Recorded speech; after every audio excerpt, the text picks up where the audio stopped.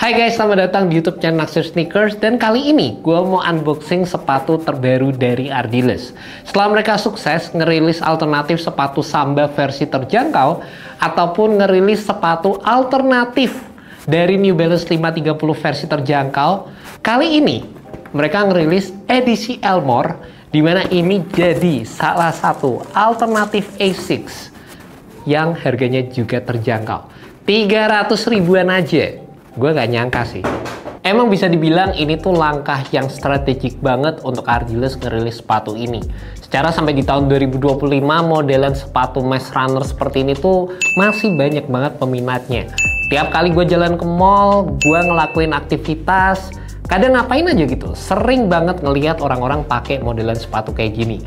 Entah buat dipakai ke kampus, mau dipakai untuk aktivitas daily, maupun yang looksnya agak sporty pun itu masih bisa masuk semua. Dan pastinya yang cukup menarik dari sepatu ini ada dari sisi harga yang ditawarkan. Dengan harga 339.000 kalian bisa ngedapetin look sepatu seperti ini, itu gokil banget sih.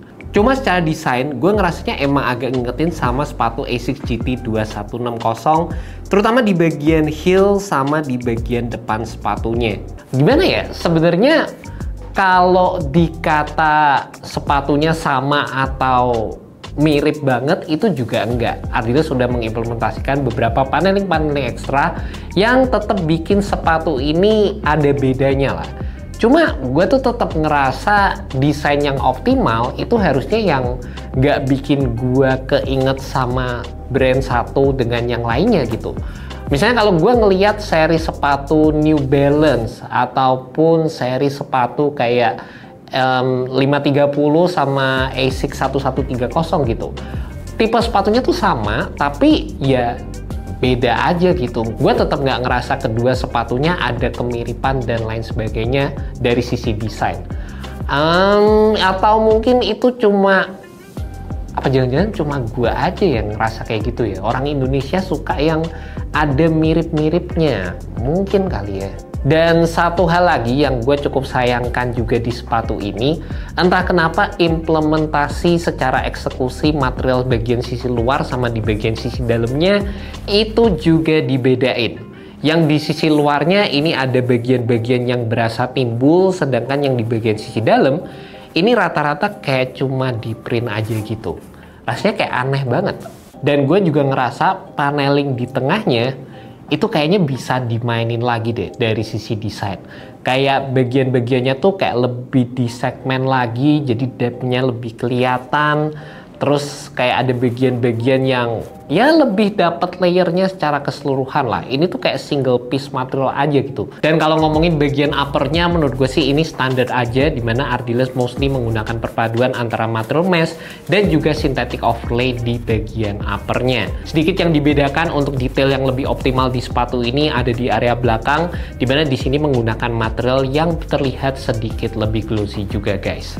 Juga untuk detail ekstra yang gue temukan di sepatu ini, contohnya di bagian midsole-nya ini ada gradasi warna hijau yang menurut gue sih asik banget ini penempatan warna di sini. Terus juga di bagian area tangnya di sini ada tulisan Ardiles since 1950. Udah lama ya berarti Ardiles ya.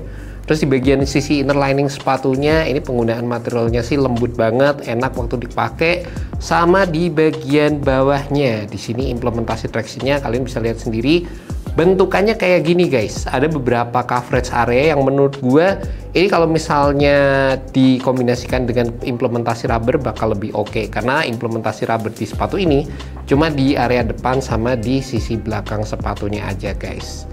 Dan sebenarnya gue paling appreciate dari perilisan sepatu ini ada dimana Ardiles tuh bisa mencari perpaduan desain material upper yang ditawarkan dan juga midsole yang ada di sepatu ini, menurut gue secara keseluruhan itu ngeblend banget.